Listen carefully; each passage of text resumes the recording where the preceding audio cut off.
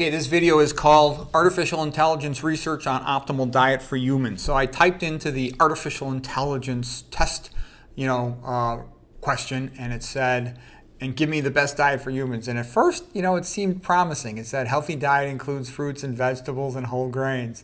And then it started going on with this stuff. And healthy fats like nuts and almonds and seeds and flax seeds. And then it said omelets and olive oil and salmon, Greek yogurt, avocado, lean protein sources like fish and chicken. This is completely stupid. There's no reason to include meat at all.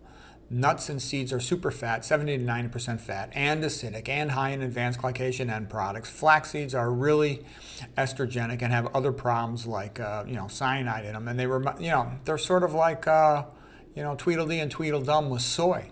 Okay. It was just basically stupid. It was like a Mediterranean diet. I call Mediterranean diet the Antichrist diet because it promises salvation, but it doesn't deliver. They recommended drinking lots of water, which sounds nice at first, but unless you add to that reverse osmosis, then it doesn't make a lot of sense. And you got to be careful with reverse osmosis with kids that you do something to make it more osmolar. Otherwise, you could have an osmolality issue, water intoxication type of problem. They say limit your intake of sugary drinks, but that's also Wimp City. They should say no sugary drinks, none.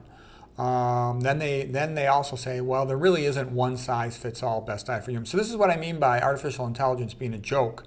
It's always going to be based on some so-called phony standard put forth by some so-called phony expert who's paid off by big money to trick the pros into doing whatever big money wants. So it's going to be a joke, just like it's going to be a joke for medical algorithms. It's always going to say, give more drugs, do more surgery, so the hospital and the drug company makes more money. So people need to learn stuff for themselves so they can make wise choices to help themselves.